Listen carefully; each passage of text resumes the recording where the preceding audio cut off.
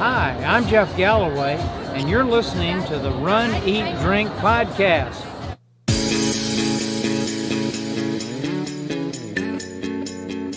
Welcome to the Run, Eat, Drink podcast. We feature destination races from across the country. And after the race, we take you on a tour of the best local food and beverage to celebrate. So whether you are an elite runner or a back of the packer like us, you'll know the best places to accomplish, explore, and indulge on your next runcation.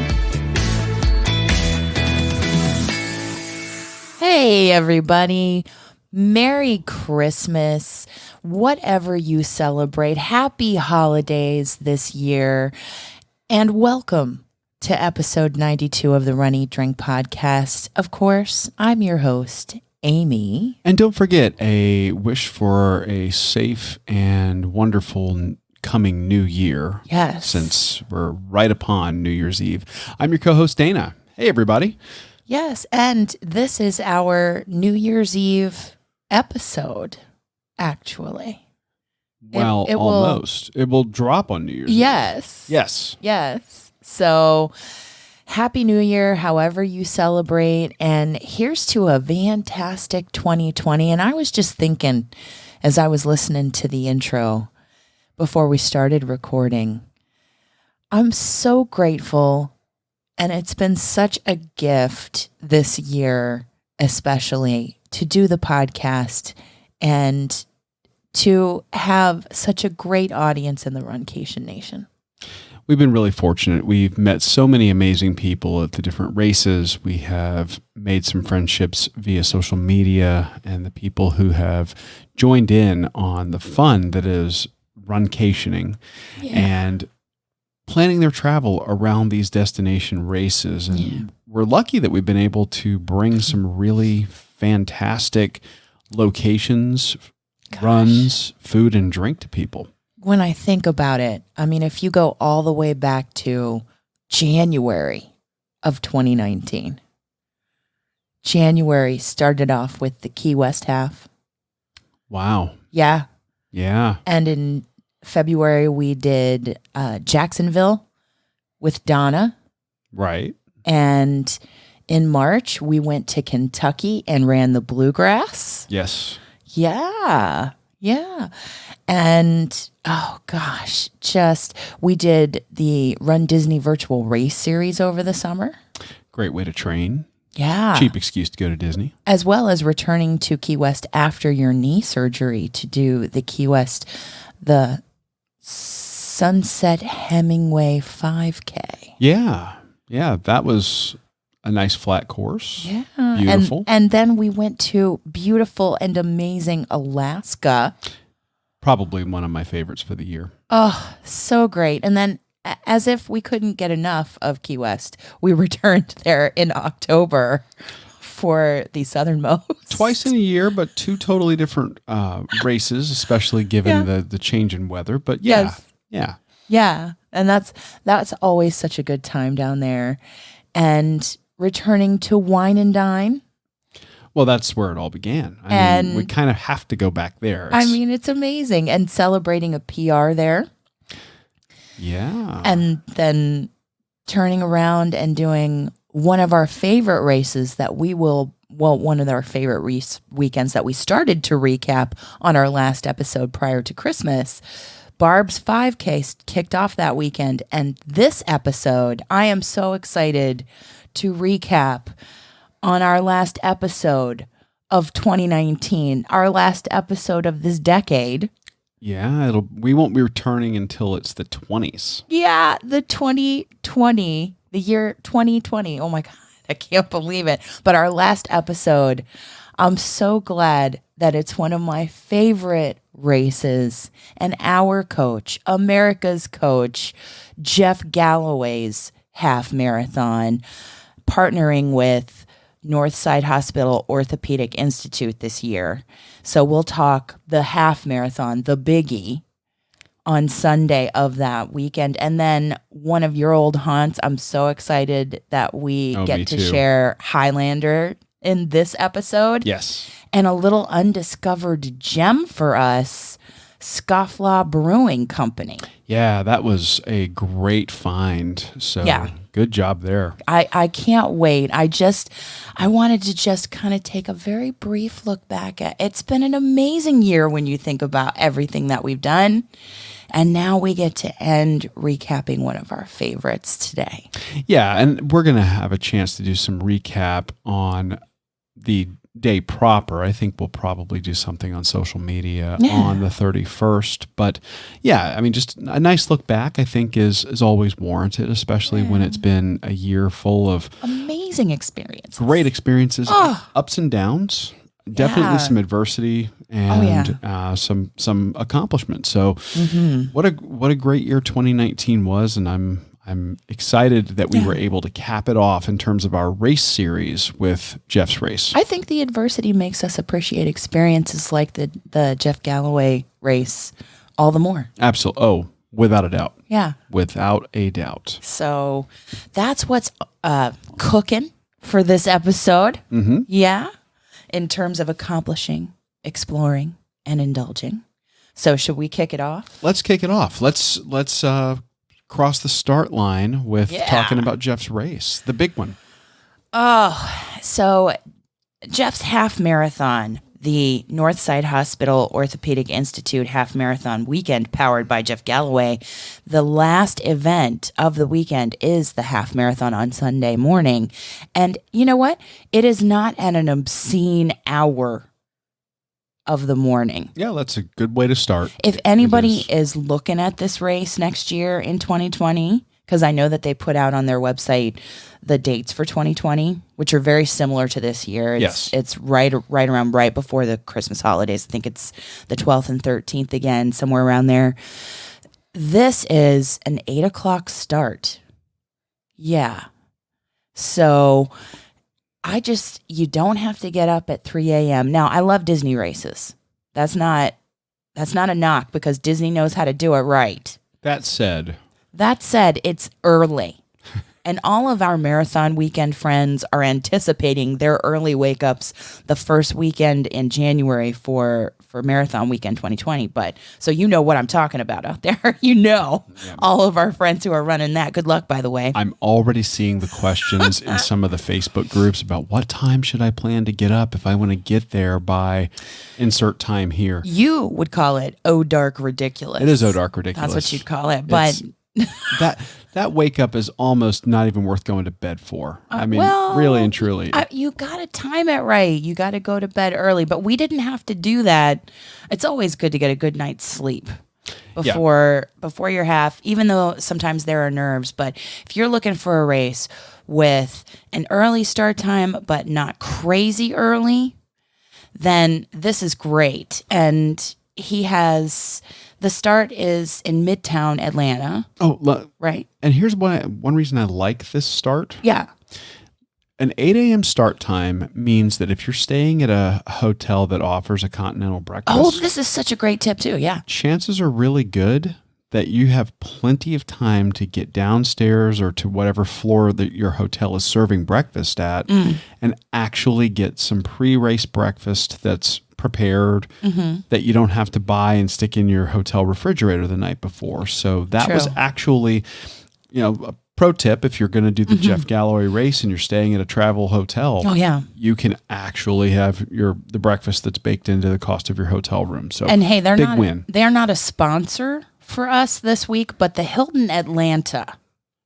That's the hotel that we typically stay at for this race weekend. A great place to stay because their breakfast is awesome. Yeah, if you get their included cooked to order. No, it's not cooked to order. I'm sorry. They do a breakfast buffet. Breakfast buffet is, I think, what they call it. But they're constantly bringing fresh stuff out, fresh hot food out. Eggs and grits. Oh yeah, all that. Oatmeal. But they've also got fresh fruit. Yeah, oatmeal, yogurts, all of that. So whether you want to go heavier or lighter, you got a good option there. Water. Yeah. So that's a great hotel and a couple of great tips.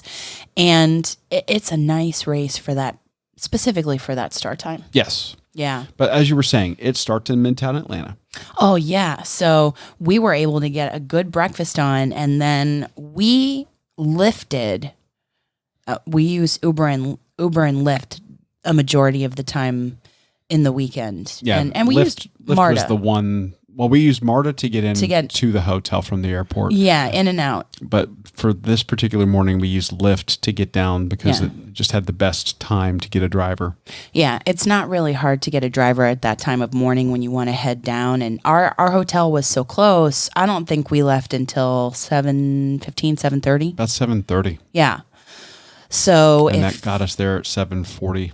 Yeah, if you're staying in Midtown area at that Hilton or elsewhere, because there are several hotels down there that would be really close. Oh, yeah. To the start line, that you don't have to leave that early because they're plentiful. The lifts, transportation is great. I would say that if you're looking to do the Jeff Galloway race weekend, choose a hotel that is in either downtown or midtown.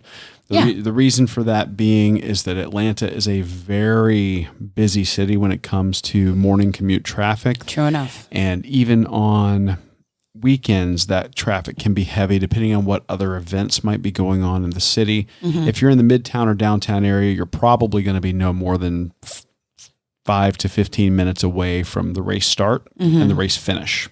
If you start getting hotels further out, you just have to plan accordingly and know that traffic may be an issue for you depending on the weekend. Yeah. So the hotels are plentiful down there, though. So there's no reason that you can't score one for the race weekend. Absolutely. Yeah.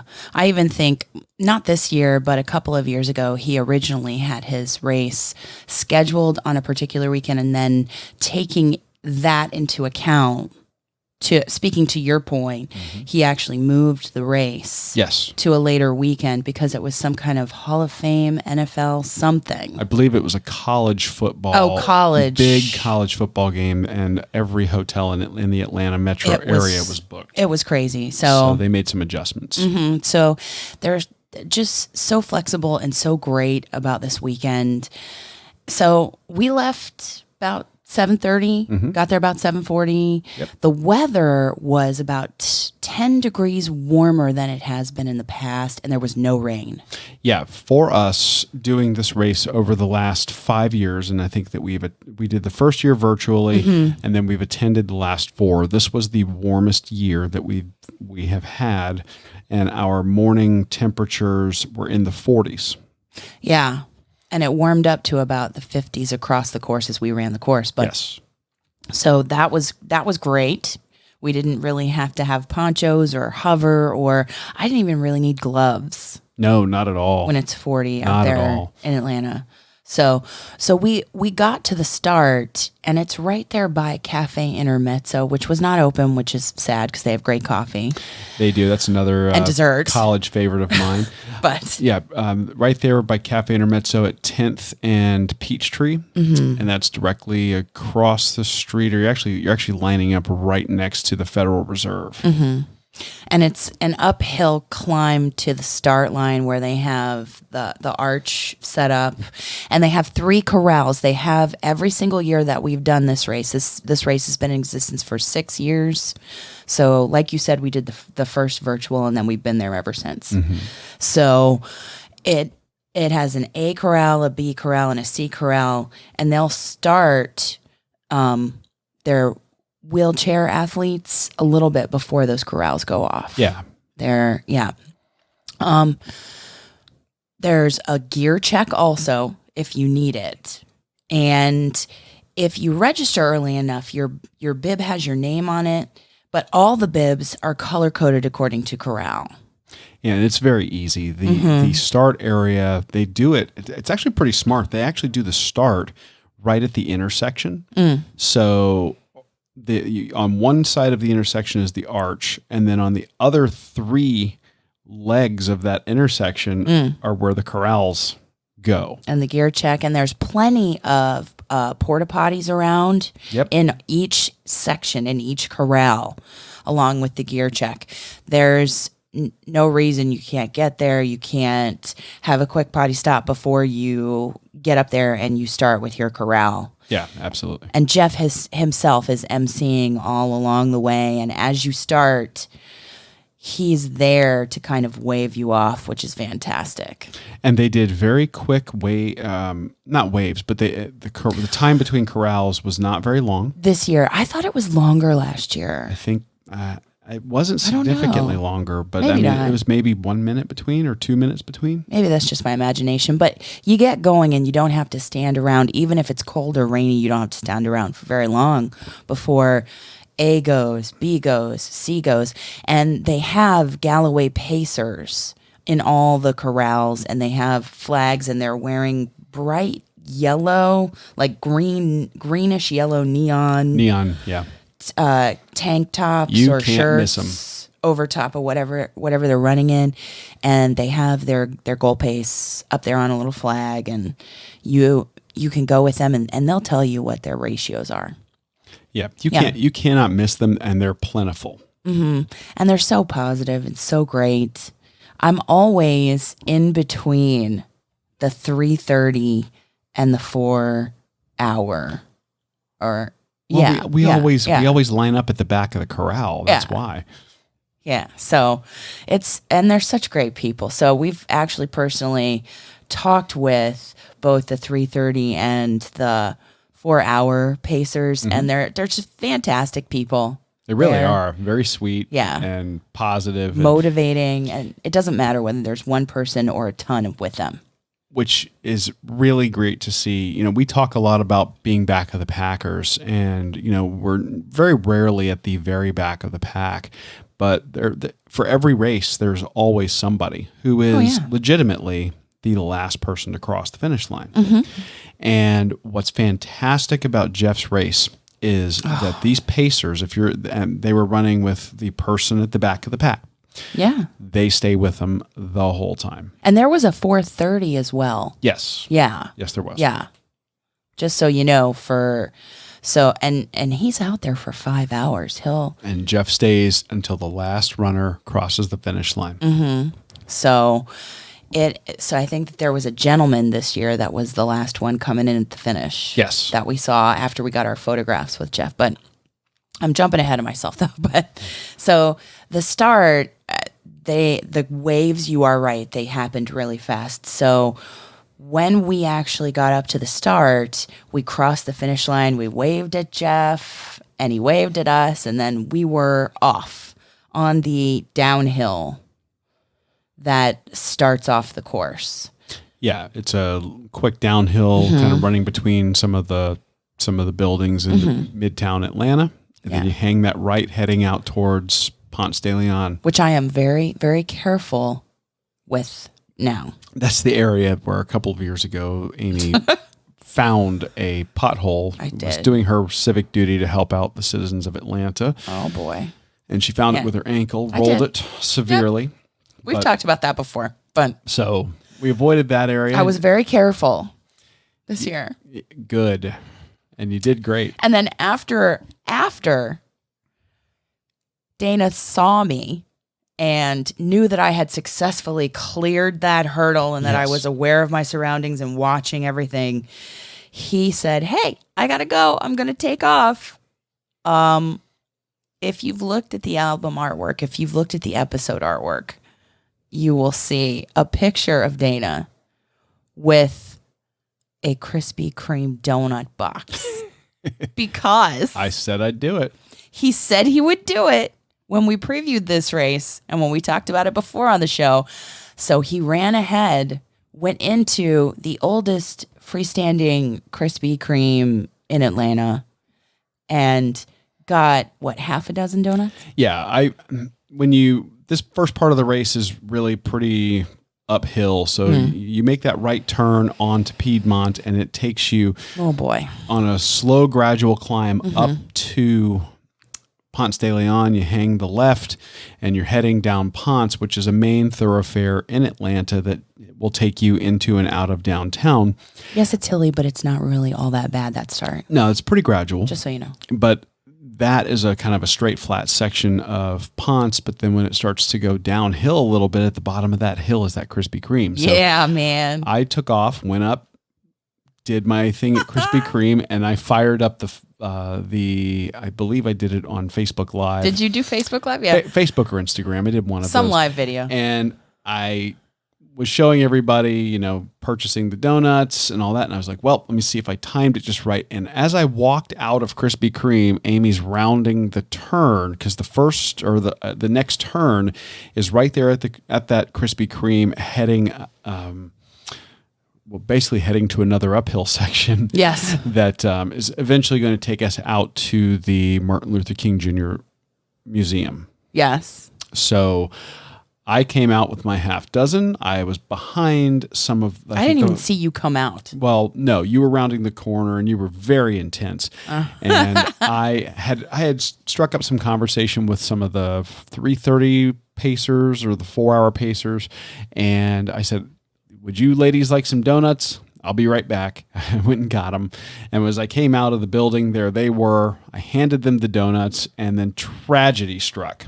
Oh. Gravity happened. My clumsiness happened. All on live video. On live video. It's like a bad juggling act, or like an episode of, or like watching, some shaky cam movie, like I'm trying to juggle my phone, the donuts, they fall, and I'm like, 5-second rule. So sad. The pacers actually helped me pick the donuts up, and they're like, "Don't." It was funny. And they're like, "Don't when tell I saw her." it. And I said, "I have to tell her. I have to disclose." So They said not to tell me? yeah, they did. Oh my gosh. If you rewatch the video, you can hear it. I don't think I heard that. So I trot on up. I get caught up to you on the uphill. Yep. And we had some hashtag road donuts. We had street donuts, road donuts, whatever you want to call them. Whatever hashtag meets those needs. So we had some carbs on the course. They were glorious. Well, they were warm. They were soft. That donut is perfect. Krispy Kreme glazed donuts. Oh my God. And I know that Krispy Kreme is a donut you can get anywhere, or most anywhere throughout the country, wherever sure. they have them, and they often sell them in boxes and in some places. I will tell you, stores, things like that. there's nothing like a actual Krispy Kreme from one of their locations, So and good. these just came off the conveyor belt. Oh my gosh. So they're still warm and gooey and just perfect. So we started our eating journey on the actual race course itself. Before we made it to mile 2. Yes. Yeah, actually, and just as we finished the donuts, we got to mile 2, which is your Yes. first water stop on the course. Yes. And shout out to this race. Yeah. They actually do a fantastic job. All of their race volunteers are as friendly as they can be. They're clapping and applauding So you. motivating. Every water stop has both water and electrolyte. Yes. The electrolyte, I think it's Accelerate. They use Accelerate. Yes. Yes. And then at every water stop, they had a porta potty. Yes, and at some of them, I will tell you, at the later ones, not at that mile 2 one, but at the mile 4 one, at the one coming off the belt line around mile 6, they had pretzels and snacks. Yeah. And I had not seen that. I mean, you don't normally see that on a course. So this was a course, while we would normally not counsel you against carrying something of your own. Sure. Jeff does and his team, they do a fantastic job of making sure that the on-course support is second to none. Yeah, you can rely on the water stops, the refueling stops, the porta potties that are there all along the course. It's consistent support. Yeah, and plenty of volunteers at each one. Yeah. So that's fantastic. So mile 2, then you're heading out towards the Martin Luther King Jr. Museum. And that's a little more uphill. A little more, again, still more uphill. Jeff loves to say how this race course ends lower than it starts, but he neglects to tell you that there's a whole lot of up and down in between. But it's not horrible. It's not steep.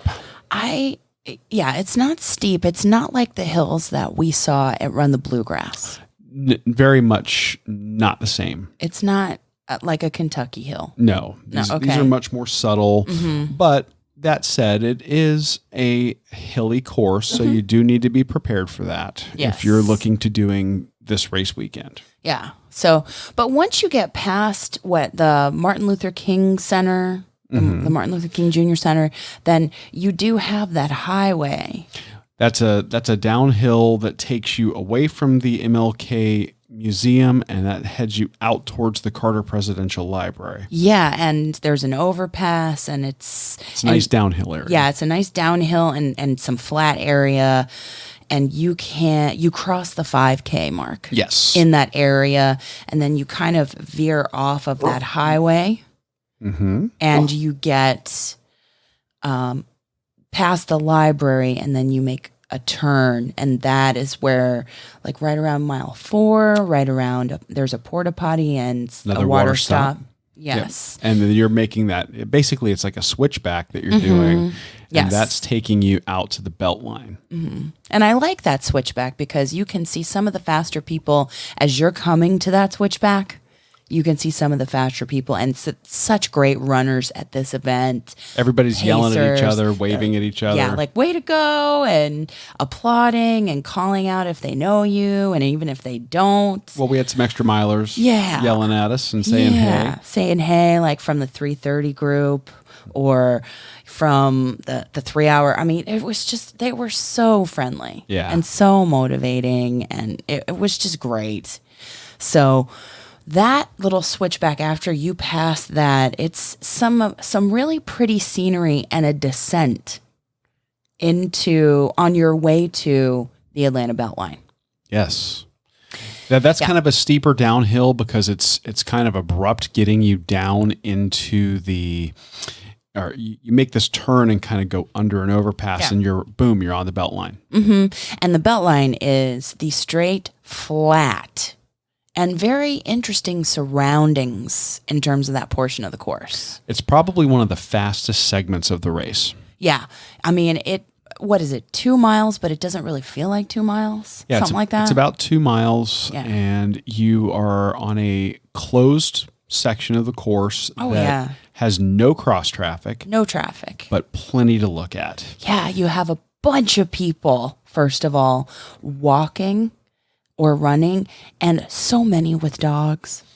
You got that. You've also got the changing art installations that are all along the Beltline, because the Beltline is designed as a linear park in Atlanta, and you've got all these art installations that change over time. So every year we run it, there's something new, something different.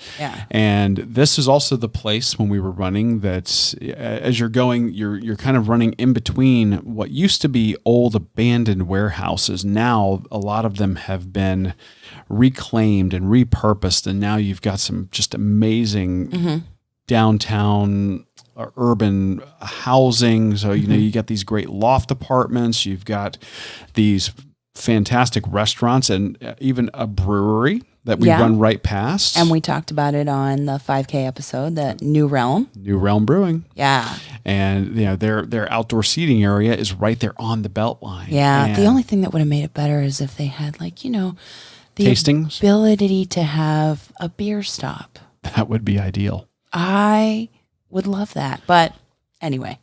But it's a great part of the course. It is. It's a fast section of the course, and we just had great weather, and so beautiful. It's kind of like running in fall, which was great. The changing leaves. So you get on the Beltline, that's your segment, and you really made up some speed. I was ahead of you. I got ahead of you, and I think that I stayed ahead of you until about mile 9. Yeah. But I was never more than 0.2 of a mile ahead. Oh, it felt like you were way ahead. Nope, because when we got off the Beltline, heading to right there at mile 6, that's a part where you start the climb up into the Virginia Highlands. Oh my gosh. I did my ascent, and I'm looking down at the Beltline, and here comes Amy right through the water stop. I just couldn't catch him. But it's okay, because this race, there is no atmosphere of pressure or stress. It's all about enjoyment. Oh, absolutely. And celebrating the run, walk, run method as well. So the ascent is pretty steep coming off the Beltline and going into the Virginia Highlands. Virginia Highlands being one of the older neighborhoods in Atlanta, and Beautiful. It is absolutely Highland. It is, you know, rolling hills climbing up. Yes, but I mean, they're, again, not as steep. Even in that area, not quite as steep as Kentucky Hills. No. That we've run. So don't let that scare you away from the race, because, you do have hills, but then it levels out, and then there's a water stop. Water stop is at the intersection of St. Charles and North Highland Avenue. Yeah, there's a Coca-Cola mural picture. Right by the Coca-Cola mural. Yeah. Which is a famous Atlanta landmark. And they are, at that water stop, they're like, hey, he's only like 30 seconds ahead of you. He's only a minute ahead of you. Really? You're great. It's go, go, go. And again, they had water, they had Accelerate, they had pretzels. It was great. Really nice people. Yeah. And this is the part where they kind of made a little bit of a subtle but noticeable change to the course. I agree, because I would come through this course in years past, this part of the course. And because we're back of the Packers, we usually have been guided to the sidewalk at this point in the race and off the road. Yeah, this is a very busy area. Once you make that turn onto North Highland, this is residential and also light commercial, bars, restaurants. Limerick Junction. A lot of places that are very popular. Yeah. And the way Atlanta PD handled the traffic plan over years past, they were sending runners to the sidewalk. Keeping us safe, doing an excellent job. This year, though, they were not doing that. What I noticed was, and this was just very interesting, you would have an APD officer utilizing their car for one intersection, and then they would be at the next block doing actual manual traffic control. So basically they were getting 2 for 1 in the way they were doing traffic control. And they were keeping us on the roads. So it worked out great. They were keeping us on the roads through the Virginia Highlands, through that kind of rolling hill and busier intersections. But it was just, I loved that experience in that part of the race. I really did. Being on the road more so. It's a beautiful area there. Yeah. And I was lucky. That's running right through there. I used to work in that area of Atlanta in college, and a lot has changed and a lot has stayed the same. So it was just great seeing that. And then when you come out of that, you go temporarily back through some neighborhoods, and then you come out and you pass other businesses. Like there was an Italian restaurant that we didn't quite get to that I really wanted to along the course. So maybe that's fodder for next year. But it led us past a school. And then we curved around to where I saw you and a photographer taking pictures. Yeah, at the point where you come off of the Atlanta Beltline, that is right near, I want to say right near Monroe Drive, and you're very close to, you're right on the cusp of the Piedmont Park. So that is the mile 6 mark. You basically do 3 miles through the Virginia Highlands and you loop back, and you're basically approaching the same intersection from a different direction. And when I got there, I was a little bit ahead of you, and I took that opportunity to hit the mile 6 potty stop. Okay. And then they had one of the course photographers there, and I said, I'm just going to wait here with you for my wife. And you were only 0.2 of a mile behind me. In fact, I'm looking at a screenshot right here showing you had a whole distance. Bunch of time, though. Sounds like to me. Not a ton. Speedy. I'm proud of you. Well, my knee was cooperating. I was feeling pretty good. So I got right there with the photographer, got a photo of you coming down the road. Yes, indeed. Which is, I think, in the artwork, maybe. Might be. For the episode, but yeah. And that was where we started our turn as we went along the outer perimeter of Piedmont Park, heading to mile 9. Yes. And the mile 9 and mile 10 portion of the course, it's on the road outside of Piedmont Park. I think we did a little Instagram live there at mile 9. We did. Yes. And then we headed to 10. Basically, you're going around the entire perimeter of Piedmont. You pass the Flying Biscuit. Oh yeah, you go right by Flying Biscuit, which is a Caribou delicious Coffee. breakfast location. You're going right down Piedmont, right past the main gate, and then you are literally doing almost 3 whole sides of Piedmont Park's perimeter. And there's a water stop. There's a refueling at like just before mile 10. Yeah, they basically do water and potty stops every other mile. Yeah, it's like every 2 miles, something like that. Yeah. So then you have that, you hit mile 10, you make your way all the way around, and you come into Piedmont kind of by Orpheus Brewing. Yes. And where we finished Barb's 5K. Yeah, you're right there near Orpheus Brewing at where we did for Barb's 5K, and right near Jeff's run shop, Fidippides. Yeah, and then you turn into, again, you're in Piedmont Park, and you're making your way towards the dog park. Yeah, really at that point, once you enter Piedmont Park, you basically are doing Barb's 5K all over again. A little, but there's a little bit of difference because you head up towards that stone building. Yeah, you're doing some sections of the park that you didn't do at Barb's 5K, but the first part of that is basically all of Barb's 5K. Yeah. Most of it. Because then there comes a point where they turn you around to send you back out the way you came for the 5K. For Jeff's race, you keep going. Yeah. Yeah. So you get to the stone building the gray stone building, which is where his VIP, if you do ever purchase the VIP package, where their post race is. Light partying. Refreshments, time with Jeff. Mm-hmm.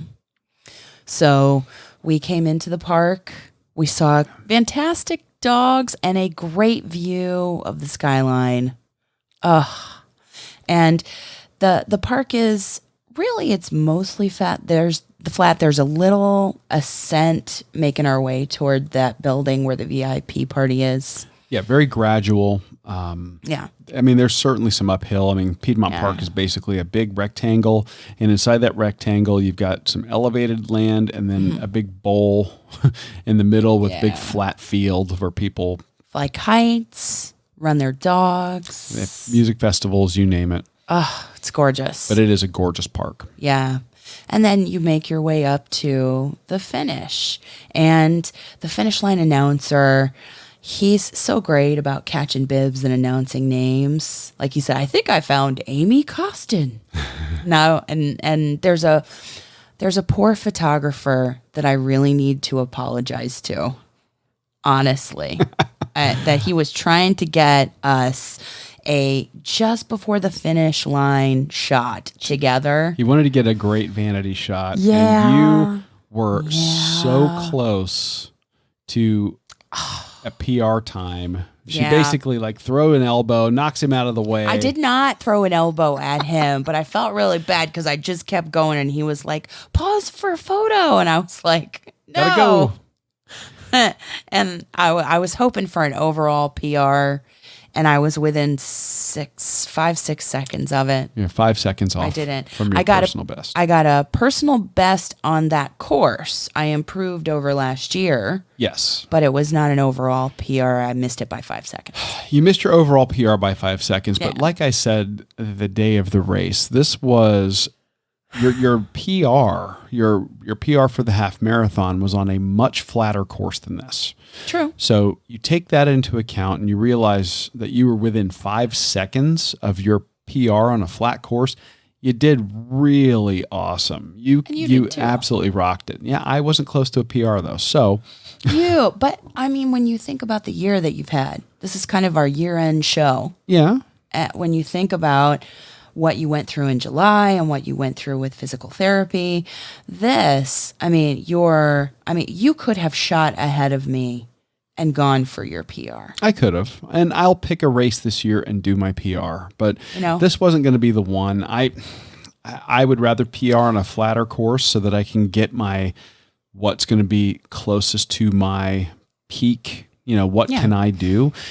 This one would be a little more challenging for that. So I may do either if we decide to shoot down to the Keys to do that race again as a training run, or maybe one of the Disney races if we do that as a training run. But back to you.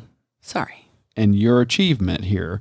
So you were 5 seconds off your PR on a substantially hillier course than the one you actually PR'd on. So I think that if you were to translate that performance, you probably would have gotten another overall PR. So I mean, if we had not had donuts, maybe a donut cost you the PR. But I enjoyed that so much, and I wasn't really super focused on getting a personal best because it's such an enjoyable race.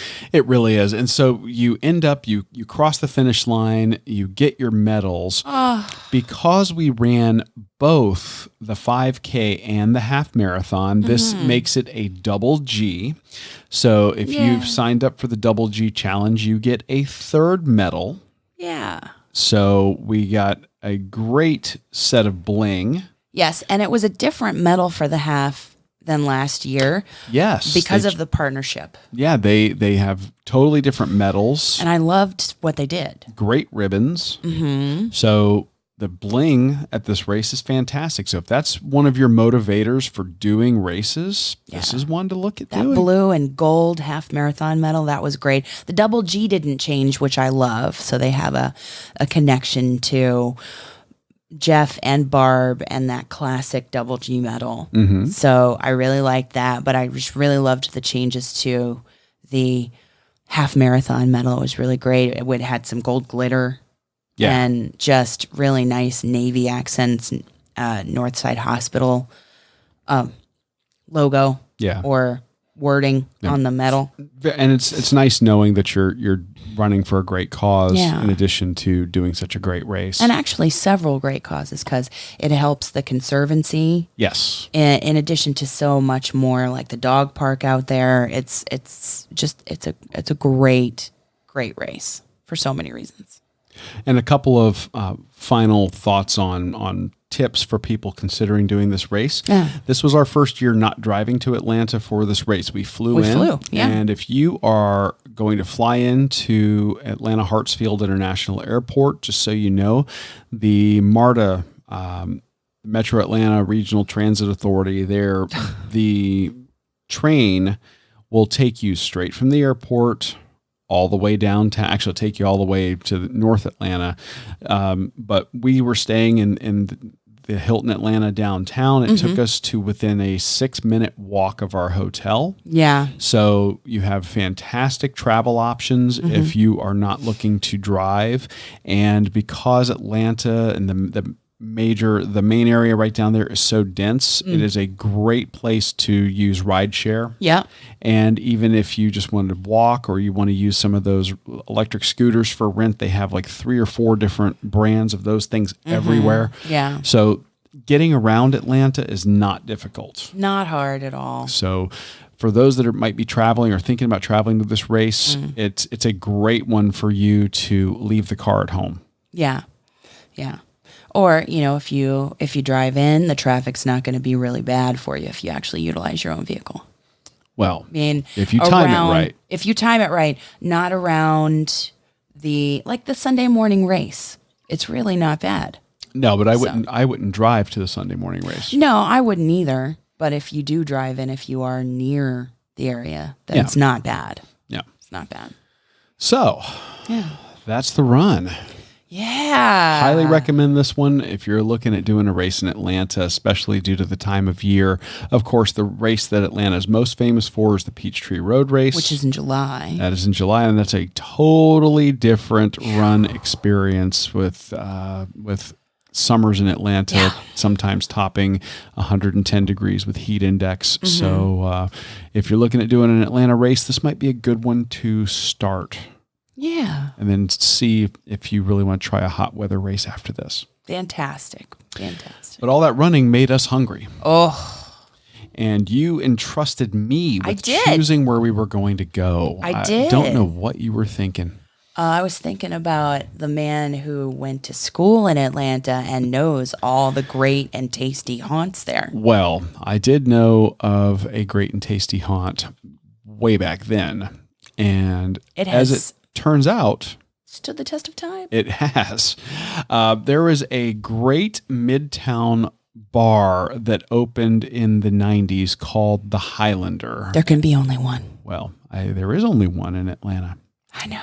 So anybody from the 70s and 80s that gets that movie reference, yeah, you. If you don't get that movie reference, Netflix it. It's absolutely worth your time. There could be but one. This place is absolutely what I would call a dive bar. There's no mistaking this for anything other than that. So it's no wonder that some of their dishes have been featured on diners, drive-ins, and dives. I was shocked to hear that. We didn't even know that when we planned it. Yeah.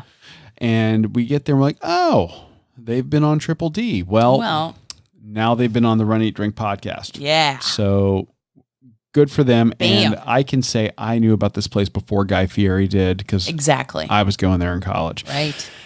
But they have evolved and added to their menu over time. This place is dark. They have just the most eclectic collection of things on the walls. They do. A lot of things that really artwork that references like old heavy metal posters and tattoo artwork, and it's just a neat, weird vibe of a place. Yeah, it's cool. They have outdoor seating. They do have outdoor seating and indoor in the bar. And they've always had outdoor seating. I think that they've expanded that which is good. 20 years. Yeah. So, but I want to talk about the food. Well, okay. So we got there and we started out, we wanted to get something in our stomachs. So we started out with an appetizer, and when you're in the South, you're going to find fried food.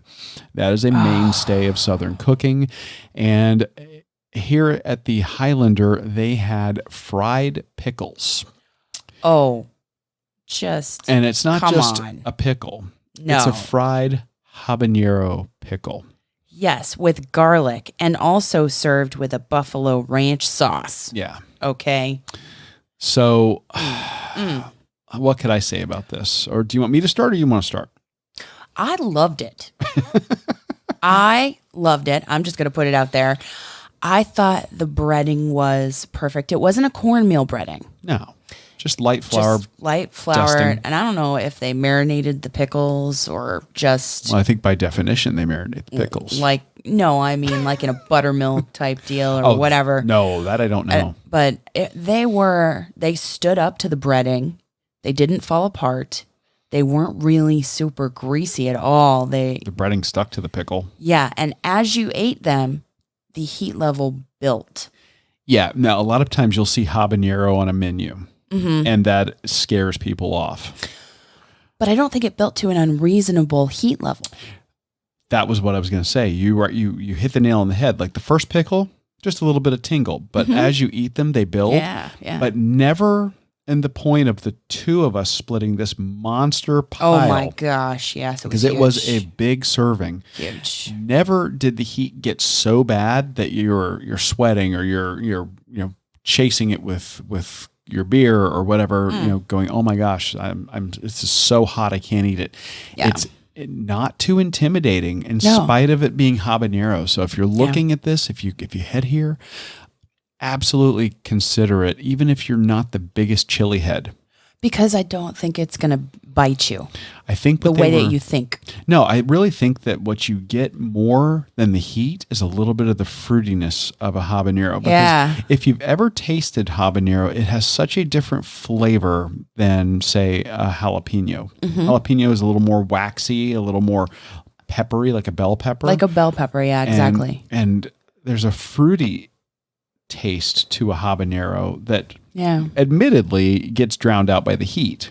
I mean, but I think that what they did was whatever habanero they utilized, they de-seeded. Yes. For the most part. Yeah. so that you didn't have something that was too overwhelming. And I liked the ranch dip. It was not super thick. It wasn't like blue cheese in its consistency. No. It was like a thinner dip, and it was thicker pickles. Well, who knew the best way to make ranch dressing even better was to simply add buffalo sauce to it? And you know what else I thought was really great? The sandwiches that we had, and also the sides of chili. Oh, yeah. So we both chose to have the sides of chili. I mean, there are several different sides, several different options on the sides menu that you could have. One is a cup of chili, and we upgraded our cup of chili for, I think, $1. Yes. Something like that, which is nothing, to partake in what they call jerk chili, spicy homemade chili that was featured on Triple D.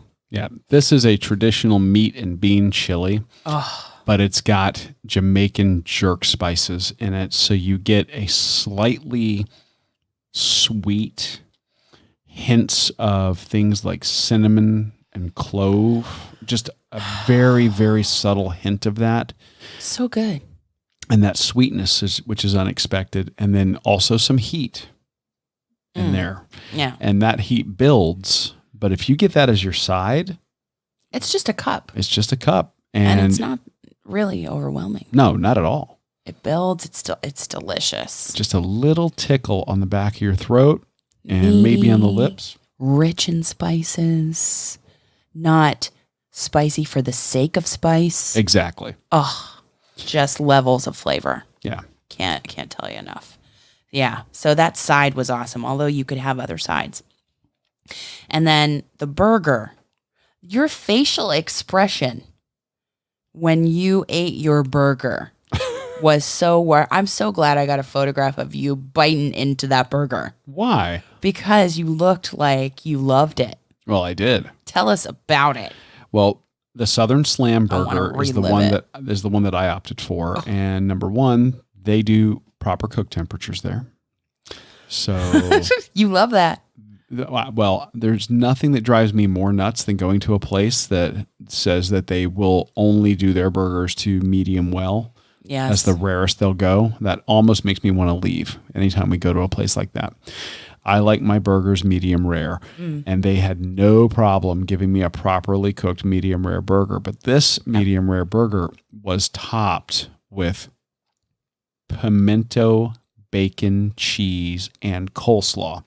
So pimento cheese is what they call the caviar of the South. I knew you were going to do it. I knew you were going to say it. Yeah. Typically it's your mayonnaise base with cream cheese and sour cream and shredded cheddar cheese, some spices, and that's mixed up and usually used as a dip or used as a spread. And how do you make it better? You add bacon to it. Of course. So this pimento cheese concoction had bacon inside of it. It had that smokiness, the saltiness, and the just richness of bacon in addition to the sharpness of the cheese. Oh my gosh. And then they topped it with creamy coleslaw. Yum. And that gave you a nice, sweet, crunchy, cool contrast. So you got all different levels of texture. You had textural differences, you had flavor differences, and then, of course, you had the burger patty, which was perfectly cooked, nicely seared on the outside, juicy on the inside. Absolutely fantastic bar burger. And here's the kicker, $9. Yeah. The pickles were like $7. Yeah. And they were huge. They could feed an army. Yep. Pickles were huge. Burger was great. Oh, I'm sorry. You mentioned it that we had a slight upcharge for our side. Right. So $10 for what I got. Well, yeah. Couldn't beat it. Oh. What you're getting, and then of course you get lettuce, tomato, onion, mayo on your burger as well. I've seen places charge double for what we had. Oh, we've been to places that charge double. Yes. Yeah. Absolutely. So, I mean, and I will tell you this. up on their website, they have their menu and they have something listed that I ended up having. But if you go in there, it may not be on the printed menu anymore, but they'll still make it for you. Uh-huh. So that's an insider tip. Tell us. A Paris, Texas melt, which has Gouda, caramelized onions, Dijon mustard, and it's served on my favorite, grilled Texas toast. Oh, the toast was crunchy. It was the perfect level of crunch. And yes, I did a medium rare cook temperature on the burger. And when you split it open, you could just tell the meat was going to be so tender. I'm drooling right now. I'm sorry. But this, caramelized onions, they add a different sweetness, a different flavor, and it's sweetness in that onion as opposed to raw onions. You know what I mean? Yes. And the Gouda is just smoky, and melts really well. And then you have the tang of the Dijon mustard. And when you bite into that, you have tang, you have sweetness, you have smoky, you have the meatiness, and you have the toast that just holds it all together. Oh, my goodness. And your burger was huge, too. It was so huge. It was great. And I would order it again 100 times over. And there are other menu offerings that we were interested in, more burgers, more entrees, the breakfast offerings that they have, like late night. Well, yeah, they do late night breakfast offerings, but they had things like a salmon BLT with orange ginger bourbon salmon. Yeah. Applewood smoked bacon, and then they serve that on Texas toast. They've got one called the Mother Clucker, which is a fried chicken breast with cheddar cheese, Applewood smoked bacon, homemade pickles, honey sriracha, and a fried egg on top. Oh. So, they've got just some really interesting, fantastic bar food. Yeah. They do have entrees, like actual fork and knife entrees, that go up to $14, $15. Oh, sure. But they are not breaking the bank. No. And for what you get and the amount of food you're getting, I think you could. Tremendous value. Yeah, it's a great deal. I wish that we had been able to come back and have like that breakfast anytime deal where if you order a drink, if you order a beverage, an alcoholic beverage, then you can get 50% off the breakfast entrees, because I really wanted that green chili cornbread waffle. Well, yeah, it's their take on chicken and waffles. With the chicken chunks, which are apparently also an appetizer that you could have, but butter, syrup, and sriracha honey, come on. Come on. Well, maybe if we do Jeff's race this coming year for 2020, we now have a place to go back for some late night dining. So good. So good. Can't say enough about it. No, we cannot recommend enough for you to go check out the Highlander in Midtown Atlanta. A dive that is worth visiting. And we will have a link to them in the show notes so that you can check out their website and learn more about this fantastic place from my years going to college there in Atlanta. A fairly new place, like 3 years old, is where we had some of the best beer of the trip. Yes, because if you're going to have some of that spicy food like we were talking about, you've got to chase it with something cold to drink. So we headed out to the west side of Atlanta and checked out a relative newcomer on the brewing scene in the metro Atlanta area called Scofflaw Brewing. Very successful newcomer, I will say, because their place was huge. And it looked like they were just producing a lot of great beer. Their production facility was great with an enormous tap room, great outdoor seating area that was just gorgeous, very beautiful lighting. And I would love to see that at night. I absolutely would too. Yeah. Yeah. Oh my goodness. That it was just gorgeous. And you walk in, and when you walk in to their tap room, you can see all the barrels that are aging. They have those garage style doors that I'm sure they have come up during music events and things like that. And they have like the picnic table style seating. Yeah, really long picnic tables, So they wood can- tops with metal frame. Yeah, and as you walk in, as soon as you enter, there's a station where you can set up whatever you want in a flight. Yeah, that was kind of a neat thing that we Which I haven't like. seen. Like Yeah. they basically had your flight station. So you head over, they got a couple of barrels there with some wood pallets sitting on top, and then they have table. these, to create these tables. And then you've got they got the instructions kind of written on chalkboards, and they have clipboards with the menu and your form that you fill out to check off which beers you want. Yeah. So I thought that was cool. And then you could head up to the bar to get your flight or a pint, whatever you wanted.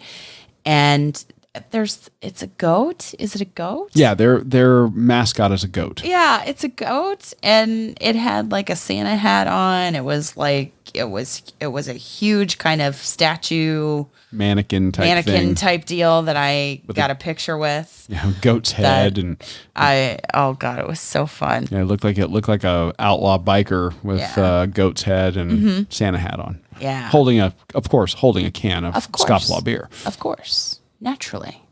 So you go up and they'll give you your flight, and they give it to you in like a box, like a wooden box. wooden box. It looks like the pallets have been made into a box. They reclaimed the wood and made their flight holders out of the wood pallets. I love it. Great. And then they Because stenciled. it's a safe way to Absolutely. travel to the tables with it. Anyway, And they stenciled their Yeah. their brand right on the wood. yeah, it's so cool. Such a cool way to like bring your flight to the table, and it just looked tasty. So, And we each did a flight. and there were what? and 1, 2, 3, 4. There were 5. We each did 5. Yeah. And we both went totally different in terms of the types of beers that we were doing. I don't think we overlapped at all. I don't think we did. So this may be a longer beer review segment. Well, it is. We are just hitting the 1 hour mark now. So, folks, this is the year-end segment for us. Yes. Please, this is going to be a great episode for your long run. 'Cause Yes. we probably got a few more minutes in us talking about these beers, but it's like totally worth it. Many more minutes. But Scofflaw is great. Their beers are delicious. So, and I like that we didn't overlap, did we? I don't think we did. Fabulous. So, do you want me to start, or do you want to Yes. start? Fire us off. All right. So I started because these guys did have a pretty good selection of different kinds of IPAs on tap. I started with one of their core beers. So this is something called the Basement IPA, and they describe it as straight from the basement. This juicy IPA is a Citra bomb at 7.5% ABV. Kind of high. Kind of high. And this is a golden yellow color beer with medium carbonation, medium body, slight sweetness to it, which was unexpected for me. This had very strong notes of citrus zest and had very nice lacing along the edge of the glass when I would swirl it. It was just this one I would do a whole pint of. Yeah. And this is one of those where if you like the more citrusy IPAs as opposed to the piney ones, this would be a fantastic choice for you. Well, I started my flight not with one of their core beers, but with an IPA as well. And you know what I like? I like the name of yours, the basement, the reference to the basement, because that is where they started. Yeah, and one of the guys' mom's basement. Yeah. Was what they were talking about. 'Cause they started home brewing.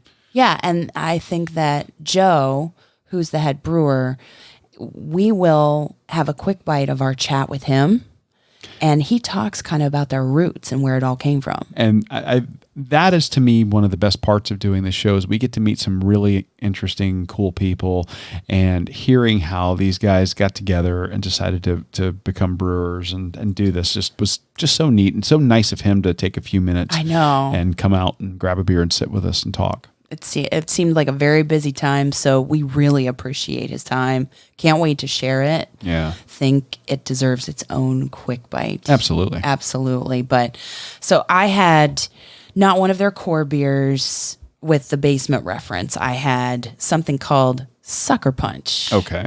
Sucker Punch. I just liked the name. But they like IPA, brewing IPAs. So they have a few on the list, in addition to other styles that we'll get to. But this was 6.5 ABV, and it's an IPA that is brewed with lemon zest and grapefruit. Lemon zest and grapefruit. Nice. So grapefruit seemed different to me, but it had all those citrus notes, had light carbonation, and mine had the similar kind of lacing on the glass that you talk about. And it was like a golden yellow, not too golden, because there are some darker ones that I had later on the flight that were more of a dark golden beer color. Right. This was like a medium golden. And it was not too bitter. It was this very citrus forward. And it packed a citrus punch. And I liked it. Okay. You know, if it had been a piney kind of IPA, I don't know if I would have loved it as much. I'm pretty sure you wouldn't have. Right. But this was, I liked it. Okay. Yeah. So we both started out with some strong IPA offerings from them. Yes. For my next beer, I went something a little more of your speed. But I went with something that they call the sneaky wheat. And Sneaky wheat. Their description of it says, nothing unusual about this, open quote, traditional, close quote, wheat. Crisp and clean. And then they hit you with this, 8.5% ABV in a wheat beer. Well, bam. There's the sneaky part. This was a golden yellow wheat beer, and it was surprisingly clear. A lot of times when you get wheats, you'll see them being a little on the cloudy side. Yeah. This had a medium body. This also had a little bit of an unexpected sweetness, and this was the part that actually I don't know that I loved this part, but as I exhaled after swallowing, I was getting something that reminded me of star anise. Oh, licoricey flavor. Yeah, a little licoricey. Yeah. So I wasn't expecting that. Yeah. I mean, definitely with the medium body and that 8.5% ABV, if you drank a pint or two of this, you wouldn't care. But it's good. For me, I'm not a fan of star anise usually. And I I don't even know if that's correct. That's just the closest thing I can liken it to. Well, usually what you think of first, that's kind of like a memory to a certain flavor you've had as a child. And so, yeah, I mean, you describe it, how you taste it. That's, yeah. But it's definitely higher ABV than normal wheat beers. And a lot of people that like wheat beers and don't mind more floral or like star anise type flavors would really dig this. So again, great offering. Not my favorite of the flight. Okay. Well, I think my next one may have been one of my favorites. I mean, I liked them all very much, but they have just introduced some hard seltzer. Yes, they have. At Scofflaw. And Georgia Peach Seltzer was the first one that they introduced. And it's 5% ABV. I have not been drinking beer during this episode or any hard liquor, just so you know. Just water. And it had the color of water. Speaking of, it was completely see-through. Yeah. But there was some carbonation bubbles around the top of the glass. It may have been my favorite, or maybe one a little later may have been my favorite, but because we took the picture and it was kind of gone. But this peach seltzer was not like a dessert. It was not overly sweet. It was refreshing. It had a medium carbonation, and it was more of an essence of peach rather than here's like a peach pie kind of flavor or overly sugary, syrupy, sweet kind of deal. But you definitely got the peach. You got it on the nose. You got it when you exhaled after you tasted it. So there was no doubt what that flavor was. If you were just handed this and not told and you tasted it, you would know it would be the peach hard seltzer. Okay. So I liked it. Nice. Well, I went a totally different direction again. I was all over the map in my mine. So I went for their interrogation stout. Ooh, a stout. Yes. And I mean, this is definitely more my wheelhouse. So this is what they call a coffee milk stout. And this was a mildly carbonated, almost but not quite entirely opaque stout that had strong roasted coffee notes with a very heavy mouthfeel. So full-bodied coffee, just boom, right there. Loved this beer. 6.5% ABV. Right in the middle. Yeah. Kind of. Yeah. This wasn't going to kill you. I've definitely had higher ABV stouts. Yeah. They have another stout on their list that's not part of my flight called their Scofflaw stout, which is even better. Oh, where did you partake in that? We had the Scofflaw stout when we were having our burgers at the Highlander. We did. It was awesome. Really. I just had to have him tell you. Yeah. And that was... I called it a little bit of, advanced recon research, but their stout game is phenomenal.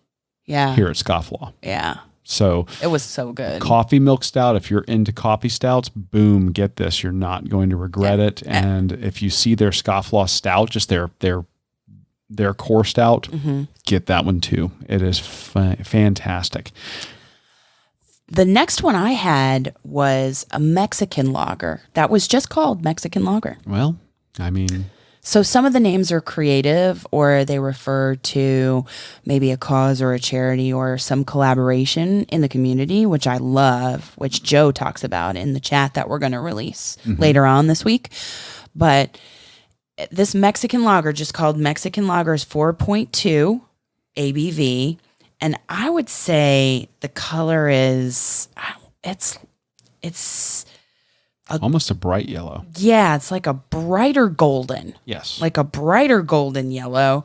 And it was light, very easy drinking. Very easy. It was not bitter, but it had, how we talk about, or how Kevin at Big Storm talked about bubblegum flavors. Bubblegum. In Belgians. Yeah, that's often described as banana also. Banana and clove and things that you have described as in Hoegaarden that you sometimes get. It had some of those reminiscent very, very subtly. So it's different from, say, a Mexican lager like that we tried at Fort Myers Brewing Company. It's a little bit different than, say... a Modelo Especial or Negro Modelo. Yeah. So it was just a little bit different, but it's like a nice, easy drinking, maybe if you're mowing the lawn on a hot day, that kind of thing. This would be a great poolside beer. Poolside beer as well. So, yeah, I liked it. It was just a little bit different than the other Mexican lagers that we've had. Okay. Yeah. Would you get it again? I would. Do a whole pint? Sure. Okay. Sure. I might go for the seltzer though before that. I don't know. Okay. Yeah. Yeah. Well, I went again completely in a different direction for my next one. And I was admittedly just going off of the name and maybe the ABV on this one. Were you? I went with their Double Jeopardy. Okay. And they say that this is their brewmaster's favorite. So actually that was another large part of the reason that I wanted to try this out to see what their brewmaster really, loved. They describe this as deceptively smooth and sweet, double IPA, and this one clocks in at 10% ABV. That's high. This was a deep golden color. This had mild to medium carbonation and a medium to heavy body. This, unlike most IPAs, had notes of caramel in it. Really? Yeah. And I was not expecting that. This was, they zigged when I thought they were going to zag. I really figured that, being a brewery that really liked their IPAs, they might lean into the piney hops on this one. Yeah. But not so bad. And there was a slight bitterness on the finish, but that was kind of complemented by those caramel notes. Mm-hmm. And man, balance. Very much so. But because of the heavy body and the high ABV, I don't know that I would do a whole pint of this. This was great for doing it in a flight, but a whole pint of this, I would be full and drunk. Because that heavier bodied beer. Well, not really a dessert though.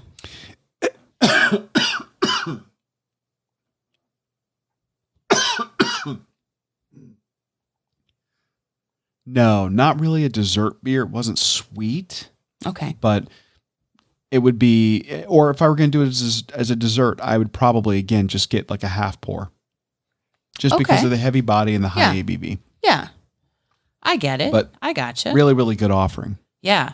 Well, I mean, they continue with the great offerings, I'm telling you.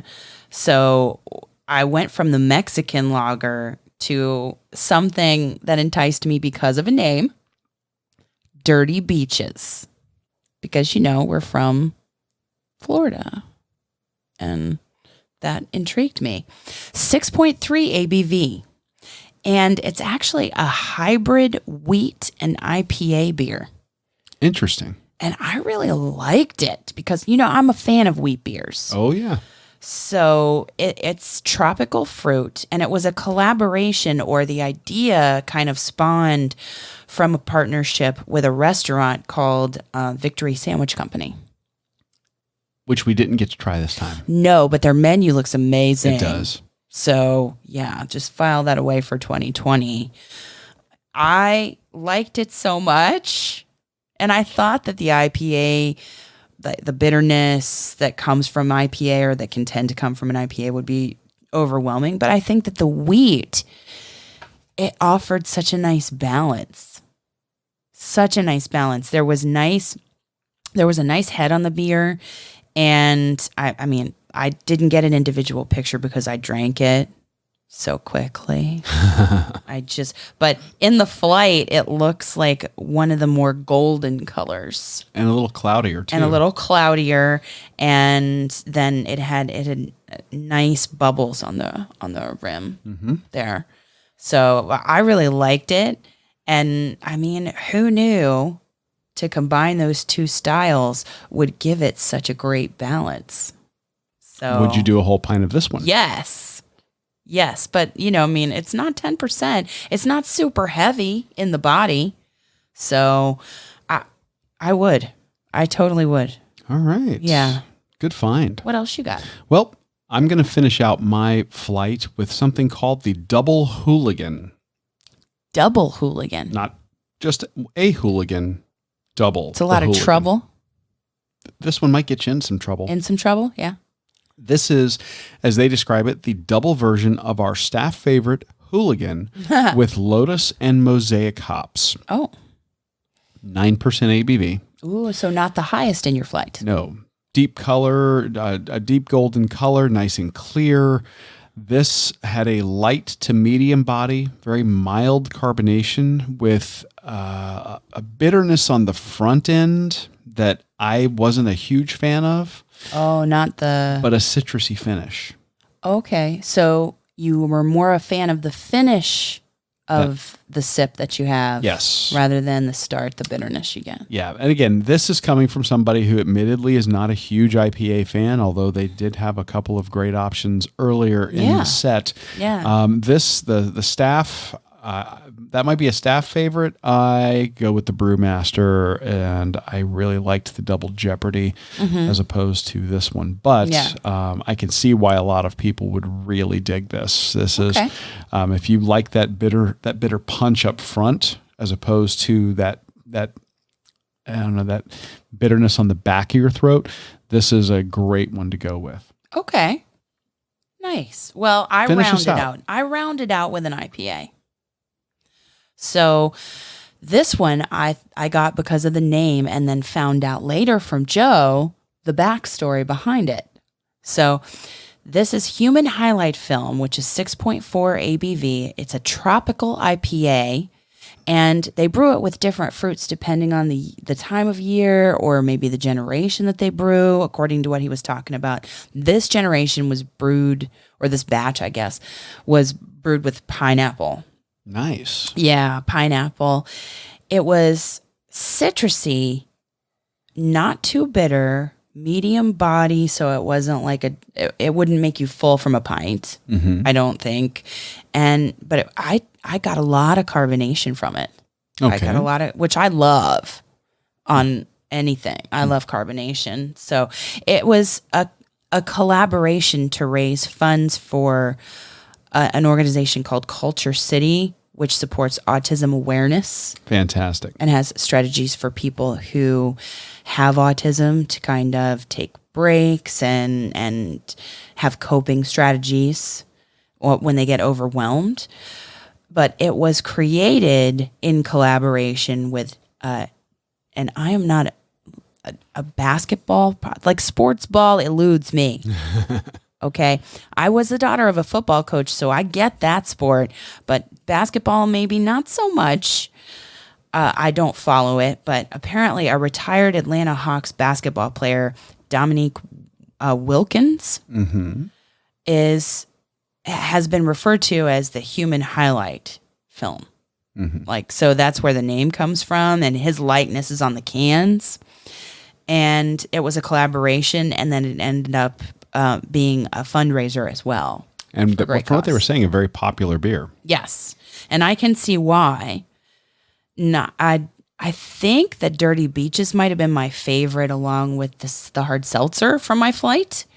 But this was great. It wasn't really overwhelmingly bitter. And again, I was gravitating toward the citrus notes in the IPA. And there's the dog.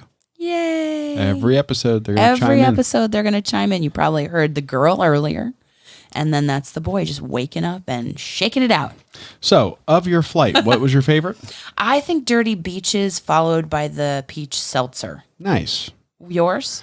I'm going to say the Interrogation Stout was my favorite, followed by the Double Jeopardy. Yeah. Yeah. Those were two of the richer beers in the flight. Yeah. And I can honestly say that I really liked that that Imperial Double IPA. I mean, it was something else. So that's great. Not every day that you get an IPA with caramel notes. Well, we'll have more of the backstory and a little bit more behind my flight when we talk with head brewer Joe McIntyre a little later on in the Quick Bite this week. And that's going to be a video Quick Bite. It's going to be a video Quick Bite, yeah. Although if you're on a run or you're in on a commute, what you listen to in terms of the backstory and the beer, I think you'll still get a lot out of it even if you don't watch. Yeah, absolutely. But you get nice visuals of the beer as well. So, and you get to see what the inside of this place looked like. Yeah. So that's great. Pretty cool. Yeah. Well, that does it for the drink portion. So that brings us to the close of a slightly longer than normal episode. And we appreciate you guys sticking with us. Thank you. In our year-end episode here. Next week, we are going to be training, getting ready for our first race of 2020. And we're going to talk about the 2020 race calendar next week. Yes. And I think that'll be a good place to start. Happy New Year. And we might give you some preview tomorrow, or whenever you're listening to this, keep an eye on our social media feeds on the 31st in the afternoon before the real festivities start and, and all the partying, we may do like a little end of the year beer chat or something, just to talk about some of the stuff that we've loved about 2019 and things we're looking forward to in 2020. Yeah. Drawing this year to a close right. Absolutely. And toasting all the great stuff we had happen and the awesome experience we have had with our Run, Eat, Drink podcast, Runcation Nation. We can't thank you enough for being a part of our journey this year. And if you have a suggestion for the 2020 calendar, you can shout it out on social media. We're at Run, Eat, Drink Podcast on Instagram and Facebook, and we're Run, Eat, Drink Pod on Twitter. Or you could leave us a 1-minute message with your name, where you're from, and where we should accomplish, explore, and indulge. You can attach that little audio message, or you can write it to us on email at info@runeatdrink.net, info@runeatdrink.net, or you could call us at 941-677-2733. That's 941-677-2733 or info@runeatdrink.net. We cannot wait to hear from you. Also, do us a favor, help spread the word about the Runcation Nation and the Run, Eat, Drink podcast. If you're on Facebook, Twitter, Instagram, a regram, a repost, a retweet, anything that helps get the word out would be greatly appreciated. We rely on you, the members of the Runcation Nation, to help spread the word so that other runners can figure out the best places to go when they are planning their next vacation around a run. Yes. So with that, we have to say Happy New Year. Hope you have a great celebration, ending 2019, kicking off 2020 right, and we will talk to you next week. Thanks for listening to this week's episode of the Run, Eat, Drink podcast. We're having a great third year because of your support. Don't forget to follow us on Facebook and Instagram at Run, Eat, Drink podcast, and on Twitter, we're at Run, Eat, Drink pod. You can also give us a call at 941-677-2733 or shoot us an email at info@runeatdrink.net. Visit our website at runeatdrink.net and click on the subscribe link so you don't miss a minute. Accomplish, explore, and indulge right along with us. We'll talk to you next time.